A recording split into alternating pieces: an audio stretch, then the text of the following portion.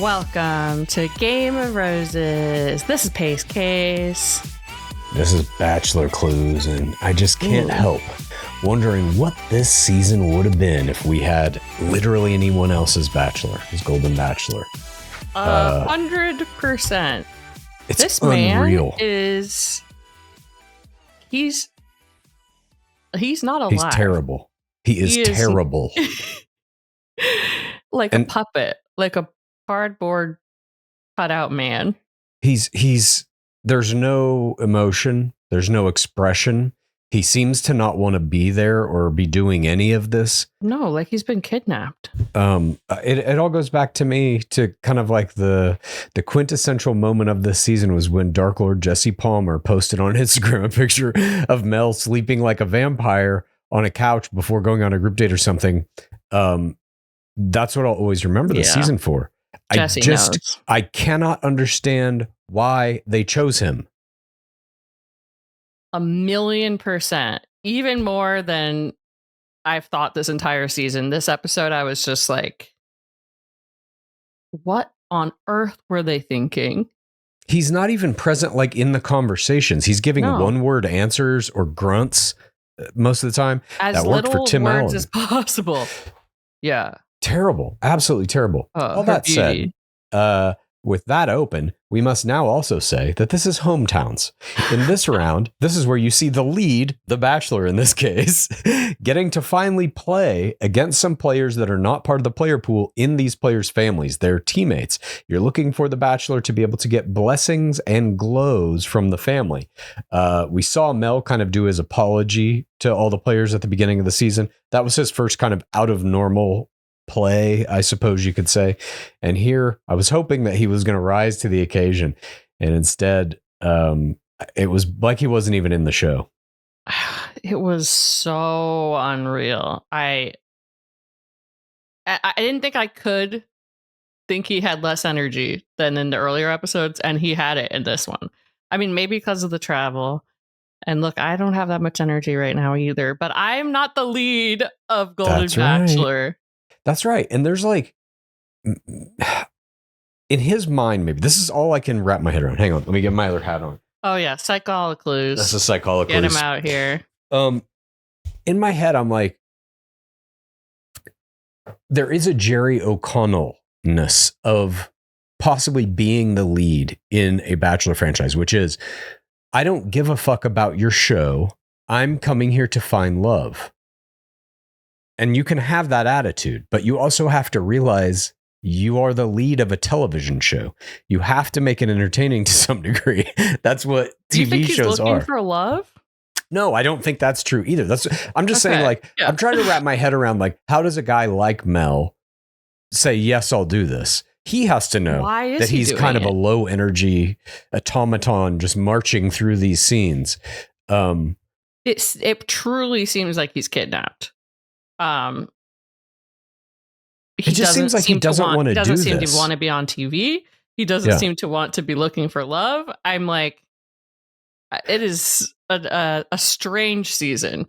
I go back to have you ever spoke about this early at some point in a recap, I think, about the possibility that he knew the reception of his podcast comments was terrible. Yeah. And so he's playing a subdued game for the whole season to try and not step out of that line. And we even saw him bring it back up tonight at his speech right before the rose ceremony. Yeah. It's clearly always on his mind. Yeah. So maybe that is the reason we're seeing such a terrible season. Mm-hmm. I don't know. But if that's the case, then that falls on ABC for not making the final choice to recast him after all that news broke. They had time to do that. They had about a month. They could have done that. Easily. They could have easily done it. And they'd probably have people watching the show then. Yeah, of course. What are the ratings? If you would have had, what are the ratings? Do we want to go there? Okay, let's not go there. The ratings are more dead than Mel Owen's facial expressions. Ooh, thank you very much, ladies and gentlemen. roasted. They got last week a 0.17. They've been hovering around that 0.18, 0.16, 0.17 for the past 3 weeks after a series premiere that was a 0.28. All of those numbers, unfortunately, if those mean nothing to you, I can tell you they're very bad. and they are coming in last place among all networks every Monday night. Not even close to cracking third place. Well, CW is not. I mean, technically it's a network, I guess, but no, they're beating CW. Okay. But ABC is losing to NBC, CBS, and Fox every week without fail. Well, let's get into it. We start with this opening tag. It is Cindy and her overprotective daughter who is like, I just want to guide and protect your heart. And there's not really many plays in this. There's nothing. It's low energy. It's low stakes. Why did we open with the aerial shot of Austin?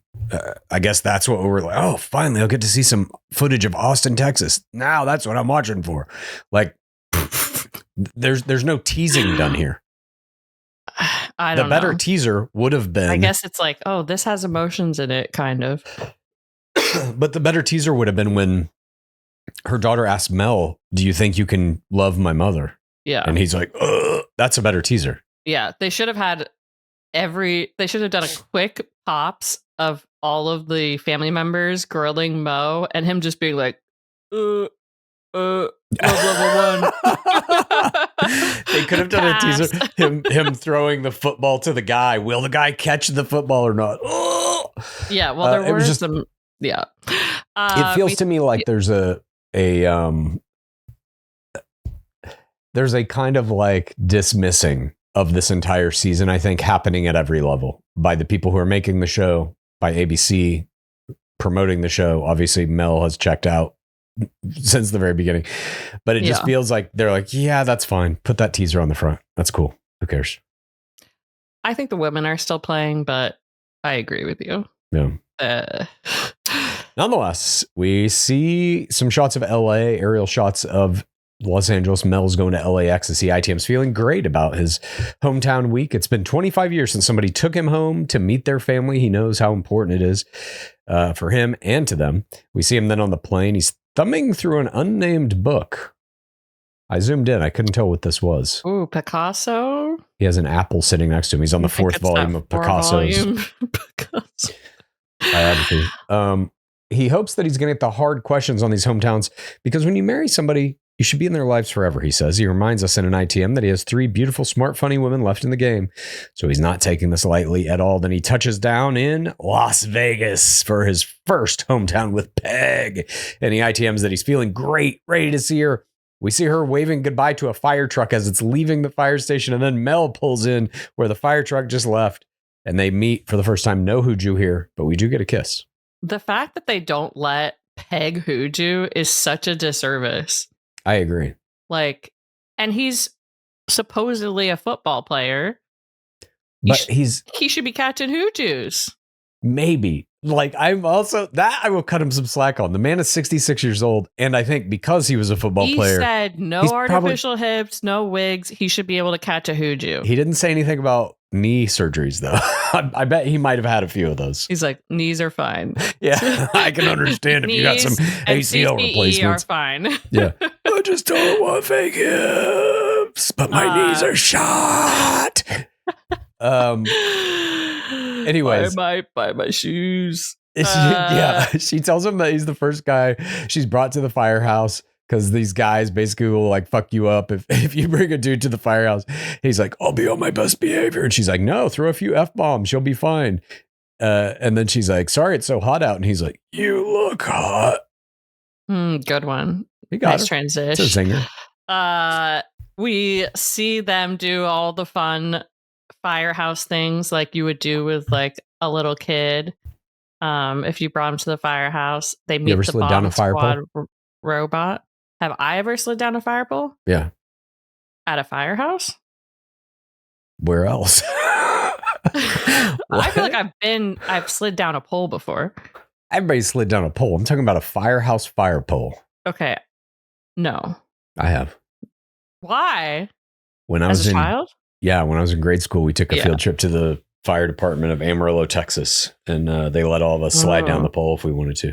That's fun. I wish we saw Mel doing that. Yeah, that would be great. That's his fire pole sliding noise.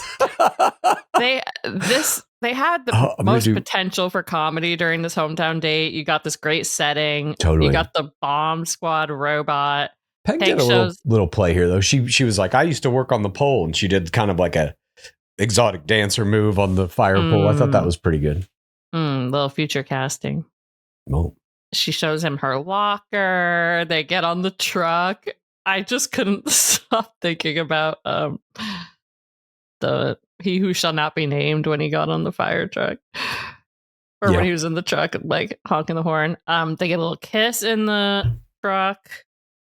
And Peg does this great line of what she's looking for. I'm not looking for fireworks. I'm looking for a fireplace, the slow burn, which is a great brand strategy for dealing with Mello, because that's the only thing you're going to get. But Mel had a great opportunity here to be like, well, I can give you a gas fireplace. And then fart. Experimental fart play was right there for him. He never did it. I'll give you a slow burn that turns into fireworks. Something like this. He ITMs that today was the real deal. Today was amazing. She's opening up more to him, and he loves it. Love level 0. He gets a little kiss here. Then we go to the meeting the family. It's at a house in Las Vegas. We're meeting Mom Dorothy. She says she's been watching the show for 20 years and is a part of Bachelor Nation. Welcome, Dorothy. Pleasure to have you. Pleasure to meet you. Bachelor Nation is not quite the pit. You need to join us here. Go one step deeper. And this is why Dorothy gets my Sweetnums Familial Award of the Week. I also loved what some of the daughter play in some of these hometowns, but I love to see me represented on camera via Dorothy. Bachelor Nation. Peg says this is her first meeting the family in 4 years. We meet her daughter Dakota and boyfriend, her mom, her boyfriend, her mom, her brother, his wife. The brother's name is Guy. The daughter Dakota, upon greeting Peg, produces tears instantly, creating my face play of the game. I love tears at the very first moment of meeting the family. You set the scene. And the scene, we're not going to see any tears from Mello this whole season, I don't think. Didn't we see one in a promo in the end? I don't remember, but I think you could be right. Maybe he's not capable of it anymore. After the emotions seem turned off. After you go into your 4th century as a vampire, you lose the ability to cry. Dakota asks how Peg got out of the limo. Mel talks about the bomb squad taught that she did. Peg's brother says Mel seems like a good guy, and he wants Peg to have a guy who is smitten with her. And then we see some one-on-one time with Mel and Peg's brother. He issues a values attack. She hasn't had the best of luck with guys being kind to her in the past. Mel says he wants to be kind and do those things for her. And the brother asks, who is sitting beside you when the lights are down? And Mel says, I really like your sister. Love level 1. I'm like, is he even listening to the questions? No. Guy, the brother, also ITMs. I don't know about this male, which I thought was interesting. Yeah. You don't hear that term used a lot. No, you don't. She hasn't brought home a male in many years.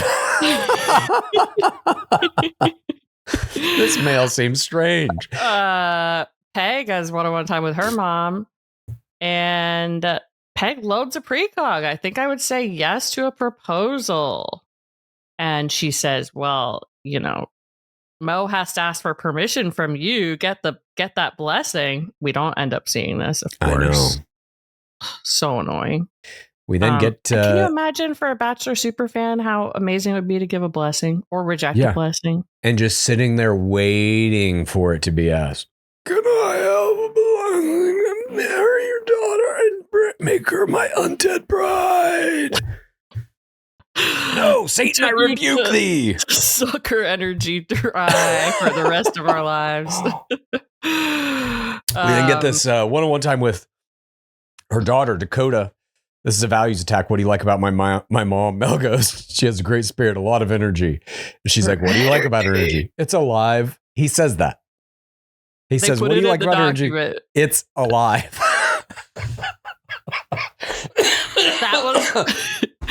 Oh, Jesus. I'm turning to Mel. The response. What about her energy? It's alive. I mean, it's kind of funny. She asks, "Are you in my?" She says, "Are you in love with my mom?" He says, "Not yet." And she says, "Can you get there by the end of this journey?" And he's like, "I don't know." And Mel saying, "I don't know," to Peg's daughter asking, "Can you get to loving someone by the end of the season of The Bachelor?" And he says, "I don't know," was my error of the game. Hometowns and fantasy suites, really, like the playoffs, are where the lead gets to do the most play, in my opinion. For the rest of the time in the regular season, it's mainly about the players and how they're playing through the game. But this is where you really get to see the lead shine, or in this case, not. He fumbled every one of these hometowns, in my opinion. He's just a terrible player. But this is like, at face value, this daughter is basically saying, "Can you make good on the promise of the premise of this entire show?" And he's like, "I don't know." It's just redoing the same error that he made on the podcast prior to the season, saying like, "I don't know if I can do what this show's about." Then why are you here, motherfucker? He does it on every single attack this whole episode. We come back next portion. He says his goal is to find someone. Is it? I don't know. Oh, sorry. And this, by the way, was why Dakota was my Sweetnum's familial player of the game. I thought she handled him very well. She didn't let up on him at all. I think it's rare that you're going to go up against a player as bad as Mel. And so she just fucking shit hammered him, and I loved it. She did. She had great tier play. She seemed very protective over Peg. We get more heartbreak attacks that Mel fails. And the daughter says, "I wish he was more sure of where his feelings were." We then see one-on-one time with Peg and her daughter. And she's like, "I'm so protective. You've been through so much. I don't think you're being appreciated as much as you should be. You deserve the love of your life. If that is this chapter, great. But I don't know." And she produces tears again. Amazing. Yeah. She's a good player. Yeah. Then we see the big group goodbye. Peg's mom says, "Treat her kind, love her till the end of time." And then Mel ITMs that the hardest part of meeting the families is having them tell you not to hurt their mom, which means he's ready to do some hurting. And one-on-one time here with Peg and Mel on a little bench outside. They talk about how Mel thought it went. Not a lot here. He's like, "Yeah, went pretty good. Okay, see you next week." We go to the auto zone for a kiss, and Peg ITMs that she feels they have a special connection, but she knows he has connections with these other players too. And that's making her nervous. No blessing here, no glow here. This is a shutout, ladies and gentlemen. Vampires can't glow. Yeah. Speaking of shutting out in sports, my heartfelt condolences go out to those Seattle Mariners. Because they lost to Canada. Did you Toronto even know there Blue were Jays. Canadian baseball teams in America? Did I know there were? Yeah. Yes. You are a Canadian expert. I also have been a baseball fan since I was like 5 years old. Hammered into my head by my dad. So what do we got coming up? More. There used to be one in Montreal too. Who is it? When is it? Who is what? When is what? Baseball World Series. It's the Toronto Blue Jays versus those Los Angeles Dodgers. Yes. Yeah. Wait, does this mean Big Dumpy doesn't make it? Yeah. Big Dumper got dumped. I was hoping to see Big Dumpy. He's a Mariner. Big Dumper. Oh, sorry, Dumpy. He's going to be fine. Big Dumper hit a lot of home runs, and he's going to make a lot of money for the rest of his life. He'll be just fine. I love that nickname. Yeah. We get hometown number 2 in Denver, Colorado. I have PTSD to this Love is Blind Denver season. I'm like, oh God, what are we going to see? For real. For fucking real. God, not Denver. No. I don't want to see any more of Denver. It's a local tour guide / athletic activity hometown. Debbie's going to take him to Red Rocks, we see, but He shows up. He's ITM. He can't wait to see her. They have a soulful connection. He's reminding us of their one-on-one date where they had a spirit shaman. And he says he loves her for her life. He can see her life after this. He can see his life after this with her. They meet again. Energy is alive. He loves Debbie's life. I can see that she's moving. They meet on this hiking path. No hooju. Little kiss here. She takes him to Red Rocks. She ITM's excitement to be back with Mel at Red Rocks, which she calls a spiritual healing place. It is a concert venue, by the way. She says she learned. So pretty. I want to go there. My sister has gone there a bunch to see a bunch of concerts, I think. I've never been. She says she learned here in Love is Blind. What's that? Missed opportunity for Love is Blind Denver to not go here. Instead, they went to a virtually empty bar with nothing but a mechanical bull in it. Come on, that's just as good. They hike around Red Rocks, and Deb points out a butterfly. And this butterfly, a.k.a. Kelsey Anderson's mom, coming in to check on the Golden Bachelor Season 2, was my creature of the week. This butterfly that Debbie calls out just narrowly beats out the bomb-sniffing robot for me as the creature of the week. Yeah, the bomb-sniffing robot was close for me, too. They go into the bleachers of Red Rocks for their one-on-one, and we get this beautiful aerial shot of all the other people hiking the stairs there in Red Rocks. And all of these Red Rocks hikers were my Jorge Moreno bystander of the week. Didn't have a lot to choose from. Okay, I'll give it to them too. Okay. That's my blank award. Sure, great. Then we sit down with them, and she plays this incredible PTC. She brings up her last relationship. She was with this guy for a few years right before she was turning 51. She knew he was about to propose. She knew that he was depressed, but he hid all these things from her. And she tried to break up a few times, but she was conflicted. Finally, they went to his therapist, and his therapist, gave her the strength to break up with him. And then he ended his own life a few weeks later. This PTC was insane. I don't think we've ever seen anything quite like this in a PTC. It's incredibly tragic. The floor. Incredibly sad. Debbie holding it for this point. Yeah. Hometowns. They're in this like very amazing location. The way she told it, it was my play of the game. It was also my play of the game. Oh. It was just too powerful. There was nothing that came close to this in terms of plays. Unfortunately, we know how it's so sad. We know how the rose ceremony ended, but hats off, literally, to Debbie here on that PTC. A great play, historic. She also, and she plays it so well. She transitions it into like, I poured my energy then into my company. Mm-hmm. Now I'm opening my heart again. This love level 3 to a kiss. A reminder about that. Don't forget, I am love level 3. I like the reminder. You know how I said I was love level 3? I'm still love level 3. Yeah. Remember where I am on the charts. She ITM's feeling closer to Mel for having shared this PTC. She's all in. Can't wait to meet the family. They get a little kiss. Then we see the meeting of the families, this backyard barbecue. We cut to a shot of burgers on the grill, Americana. They show up, hugs all around. Mel has some Kringles, flowers, and something in a bag. We meet oldest brother Ron, youngest brother Steve, sister Judy, her husband Mark, and twin sister Donna. Mel immediately goes over to the grill, man style. He ITMs that he can feel the love of her family, and he's lucky to be a part of it. Mel then tosses a football with her brothers in the front yard. And these brothers commit another error here. I agree. So many missed opportunities. Hard as you can at him. Fucking punt it at him. Tackle him. Anything goes here. They go long, run into the street, fall, get some damage on you. Yes. Be like, Mo, what the fuck did you do to my brother? Anything goes here. You've got a professional football player saying, let's throw the ball around, guys. Okay, motherfucker, yes. Let's do it. Yeah, I'll show you my lollipop. Whoa. That's what he calls one of his throws.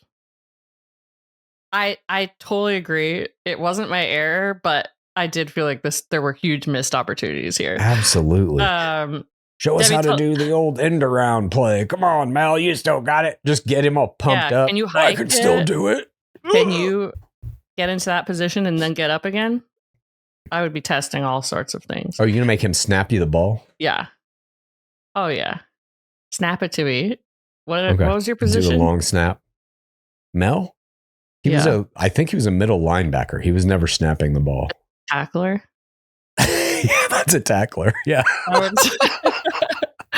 would say tackle me. Tackler. Tackle me. Yeah, catch me. You think you can catch me, Mel? Come on. Yeah. I have nipples. You think you could milk me? Oh my God. Do that kind of attack. Sure. Debbie tells her sister that she's level 3. The brothers then ask Mo what attracted him to Debbie. He gives literally the worst answers to this question I've ever heard in my entire life. It's energy. It's alive. It's so Here generic. He goes, she's so sincere. Yeah. I like her because of her personality. Cool, dude. But what about it? Let me throw you a lollipop. Like, that's... He's absurd. I know. I can't even think of like what's cut out of this. I don't think anything. I think this is the best shit they got. That's what I mean. I'm like, we see him do the lollipop. We see one-on-one time with Debbie and her sister. She loads level 1. Then we see one-on-one time with Mo and the sister. Sister does the heartbreak attack. Which Mo just does nothing in response to. Yeah. One-on-one time with Deb and the sister. They talk about sincerity again. Is he sincere? And they all really want Debbie to be in love. And her sister here, ITMs, this is a new spark ignited. She can see it. She's so happy and hopeful, and they support her. This is a glow and a blessing. So he does get that from Debbie's family here. And the brother says, you'd be welcome member to our family. That's also a blessing. Mel ITMs that the connection got stronger. The future is bright. And then we go to the Mel and Debbie bench time. She doesn't want him to go. He's like, I'm not going. Huh? Yeah, you are, dude. Huh? You are going, though. And then we see him going. Nonetheless, she gets a couple of kisses here, and she ITMs that it's hard, knowing the next time she sees him might be the last, and an AutoZone kiss seals Debbie's fate. She ITMs that if he doesn't choose her, she'll be devastated. Next portion, we go to hometown number 3 in Austin, Texas. And we meet Cindy, the queen of Texas, on a little hill.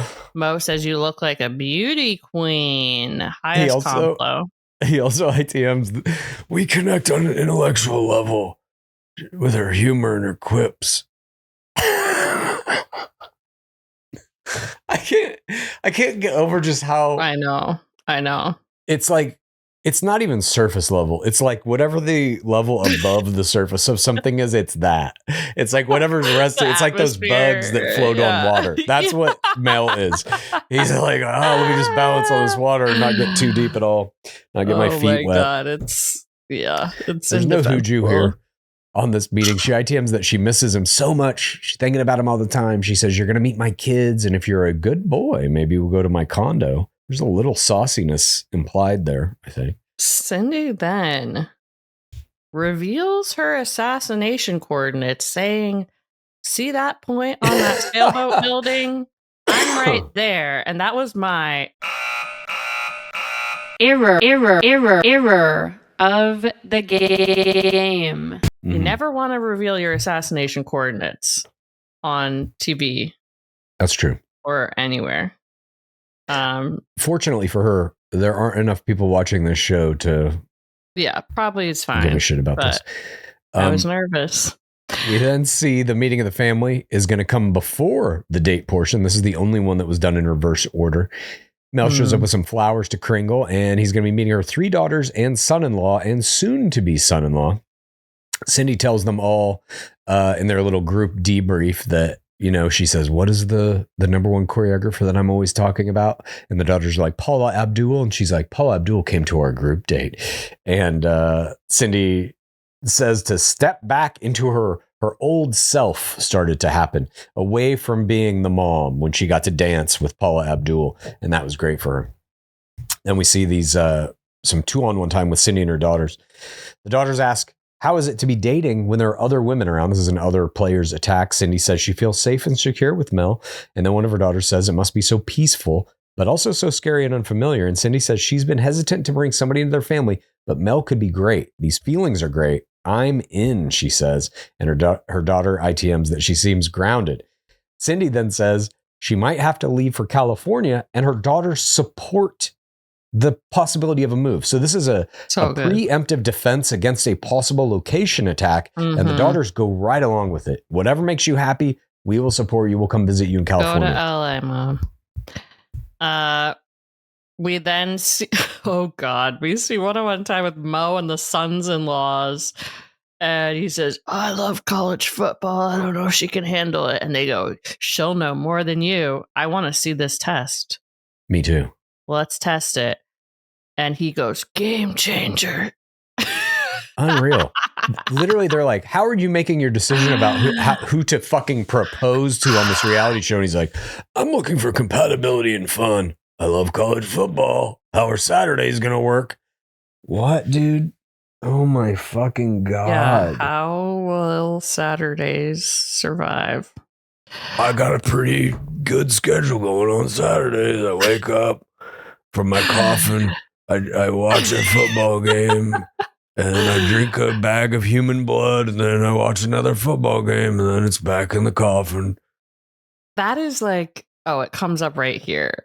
The daughter and Mo, he likes that she's intelligent, and the daughter's like, oh, do you see that potential with my mom? And he's like, I don't know. She says, what about in 20 years or something? Do you see yourselves like hanging out on a rocking chair or whatever? He goes, no, maybe a motorcycle or up a mountain. And I was like, does he have any idea who he is? Like, and does he have any concept of what 20 plus 66 is? He will be 86 years old in 20 years. A rocking chair is like, it sounds good to me now. And I'm, of course, 29 forever. Yeah. There's no way this man is A, as active as he believes himself to be now, and B, that active in 20 years. There's no way. That's what I mean. I feel like he has like a completely different like impression of who he is. Like in his mind, he's like, me and Peg are like two peas in a pod. Like, no, exactly. You're not. I think you're right. I think he still sees himself as like a pro football player. Yeah. And that ain't the case. This is wild. He loads love level 1 for Cindy. Great. And the daughter doesn't like it. ITMs, there's no straight answers. Yeah. And we see this one-on-one time with the daughter and Cindy from the opening. And the daughter's like, can he be still and present with you? And she's like, yes, I feel grounded, at peace. I'm excavating from my divorce 7 years ago. I'm putting myself back together. I might big L love him. And I love this. Deb is going for the fireplace, not fireworks. We have Cindy going for like big L. It's great differentiating for how they're approaching this. Totally agree. These were both very strong word plays, speech plays coming from these players. We do see her daughter here produce tears and ask if he's going to choose her only forever. And her daughter ITMs that maybe her mom loves Mel, even though he doesn't say it, and she hopes Mel sees that. Then we have our night portion of the date. Again, this is a reversed hometown. This is a Mikasa. She takes him to her home, into her condo, and they walk in and see her view. That's a nice fucking condo. It's beautiful. That's a nice fucking condo. Her assassination coordinates are gorge. You can reverse engineer it with AI to Don't get the address. Condo when you go to LA, Cindy. That's my only advice. Yeah, keep the condo. Mel tells her that the family is a wonderful group. She ITMs that she won't. What is this say? My notes are a jumble here. She's not going to do the big L. Oh, big L. Unless he's there with her. Yeah. And she says, I know I feel it. So she's loading love level 4 in this poet way. And But in reality, she only love level 3s him. And she's like, I can future cast us together. And he goes, it's complicated, but I'm closer. Yeah. This whole little section right here, they go onto her patio and she's like, my kids thought you were great, but they don't know if you feel the same way about me that I feel about you. And she's like, I don't know what you're feeling. I just want you to know that I'm really, really, really falling for you. Well, level 3. And Mel's reaction was an unblinking, unfeeling, emotionless, expressionless mask of a 1,000-year-old corpse. That was my face play of the game. It's extremely rare that you will get a face play that is 0, nothing, no reaction whatsoever Sometimes to a love those level. Can be powerful. Of course, it's a poker face beyond reproach. She love level 3'd him. Love level 3s and 4s are like that. Almost demands some kind of emotional reaction, some kind of at least eyes blinking or something. And he put a bunch of reelies on it, nothing. Like implied love level 4 kind of. Yeah, oh my anything. God, Mo. Even like oh my God, thank you. I can't, I'm almost there or whatever. Even a like look of compassion, anything. His is just a psychopath stare straight back at her. Yeah, his response to this was almost my error. I loved this face play, I gotta say. She's like, someone will pick me, like I am a catch. Yeah. And they kiss. He says, great day with Cindy. There's a connection. But I don't use sacred word defense, kind of. I don't use the word. So he does an anti-love level. I'm no love level 3 for Cindy. Yeah, it's gonna be now we get to the rose ceremony. We see all the women coming in their car. Cindy's ITMing tonight's going to be the hardest one yet. She wonders if she's given him enough. DLP starts meeting the 3 finalists here as they're arriving at the mansion. Peg says she's nervous. She wants to continue the journey with him. She ITMs that she and Mel would fit well into each other's lives. Deb tells DLP she hasn't felt this way in so long. She ITMs Mel meeting her family was life-changing for her. And even though she thinks she's the best fit, wonders what the other hometowns were like. Cindy then shows up and tells DLP that if it doesn't go her way, it's going to feel terrible because she has true feelings for him. And she ITMs that she needs reassurances from him. Then Mel pulls up and comes out and talks to DLP. He ITMs that this is the toughest rose ceremony because they're all great. He thinks they all deserve the rose. And then we're at the rose ceremony by the pool in the back. DLP comes out to formally welcome the women to their 6th rose ceremony. 2 roses, 1 will be going home. He wishes all 3 ladies luck. And then Mel emerges. Kind of like, almost like Frankenstein style, walks out. And he gives his little speech here. When he first spoke with the group about his podcast apology, so he reinvokes this. He thought he wanted a certain type of woman, but he still does, and those women are right in front of him. So it's like, wait a minute. I thought you said that shit didn't matter. Now you're saying that shit does matter, and you were able to sift out the 3 women who have no wigs, no hip replacements, and are under 60? I think he's saying like, thought I was looking for someone special, and you are that. But it's different than I thought. It did not come off well. And these speeches are like, he has sat down with his producer, probably multiple of them, honestly, and had a conversation with them before going out to deliver the speech. They've kind of pre-gamed it. Here's basically what I want to say. Okay, maybe word it like this, whatever. And this is what they got. Mea culpa. Yeah. Remember when I said all that bad shit about everybody? I meant it. But you're not bad. Here's a rose. You're special. You're all special with your energy, your life, and your little quips. I like you're alive. I'm at a point in my life where I need to be around other living things. I need someone to spend the next 20 years climbing mountains and motorcycling with me. I need to inhale the scent of your life. I just don't get, like, with Mel, he is not capable of performing the functions of a lead of this franchise. I don't know, like, how do you see this guy other than on paper? And the on paper thing I get, he's a lawyer, he's an ex-NFL player, he's a good-looking guy in his 60s, still in very good shape, all of that. I get that. But like to be the lead of this show, that stuff is almost kind of like secondary to being able to play the role. You have to convince us that you give a shit about any of these people, and he's not doing any of that ever. Like whoever picked Gary, it's not the same person picking, because Gary was so emotional and present with everyone, and like I was crying every episode. Yeah. And I think because of this choice, honestly, I think the golden piece of the franchise is in danger. Definitely. I don't know why they did this. Biggest mistake ever, perhaps. First flower, my jaw's on the floor. Peg. And second flower, less surprising, Cindy. Goodbye to Debbie.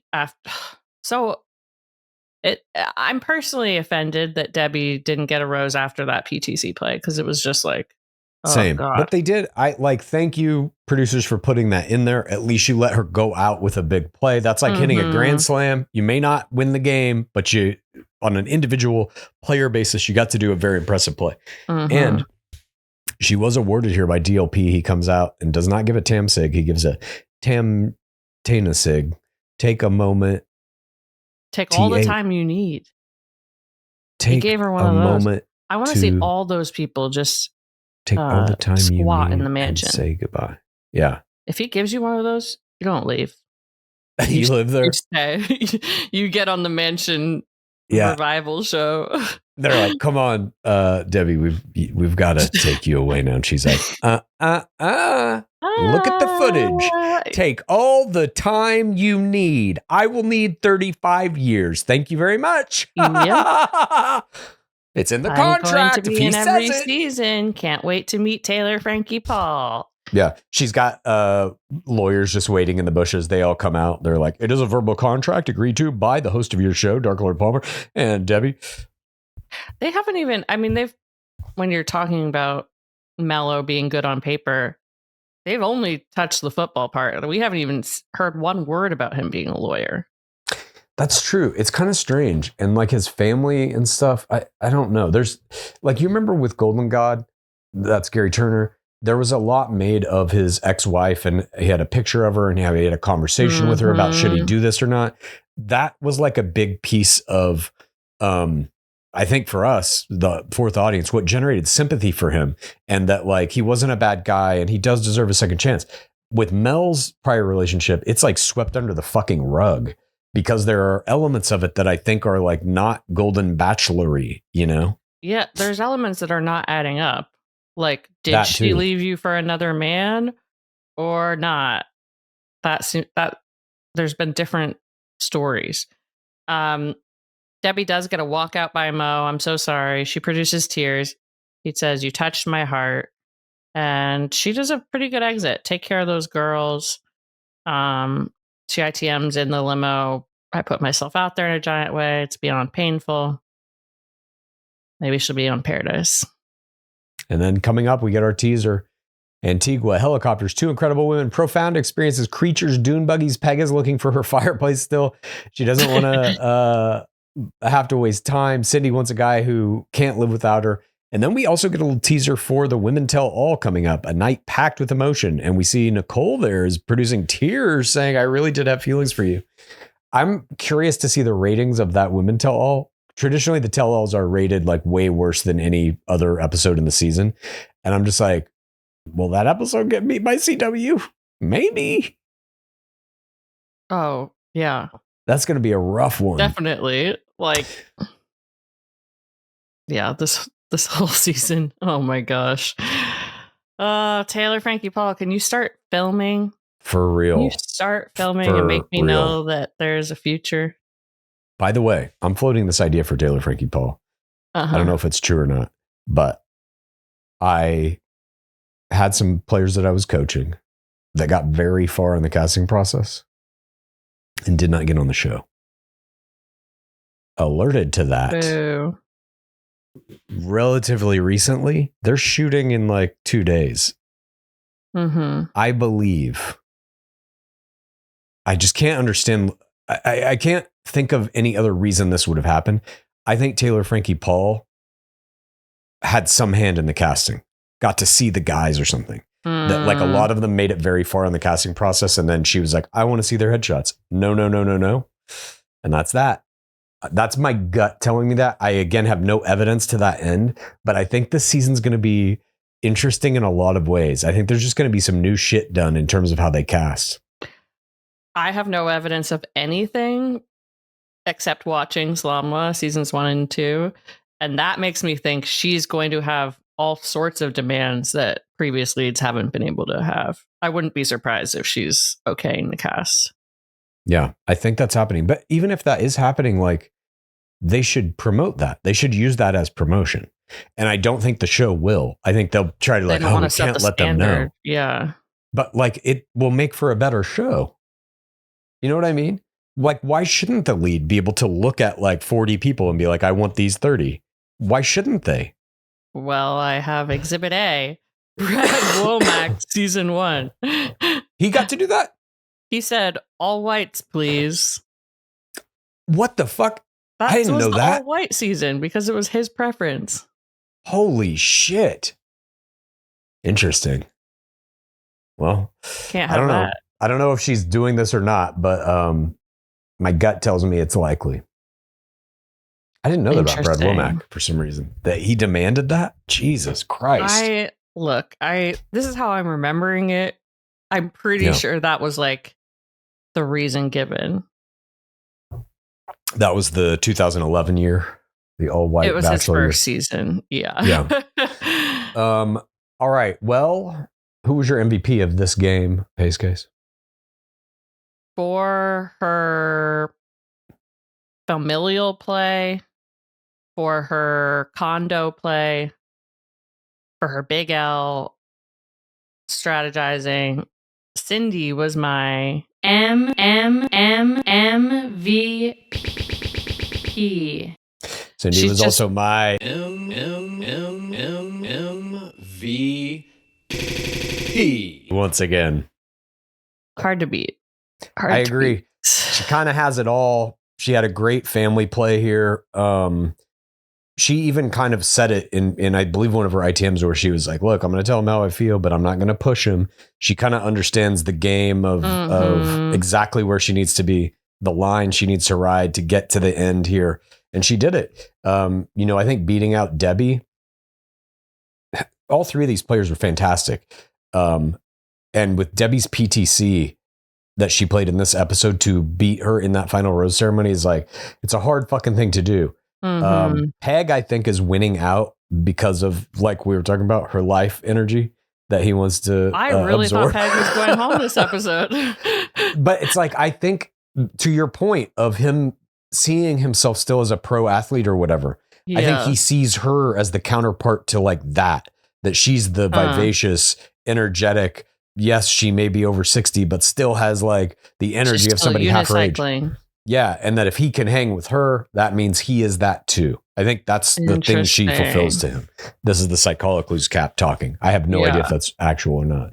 But and then Cindy, I think, is like, her and Debbie were playing kind of a different game. I think Peg just has that thing kind of cornered. She was the most energetic of all the players. Mm-hmm. And he needs that around him for his own idea of himself. Vitality. Yeah. So I think this really was a game tonight between Debbie and Cindy pulled it out. Interesting. Yeah.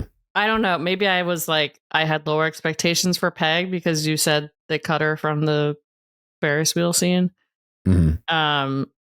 But yeah, I'm very impressed with her pulling this out.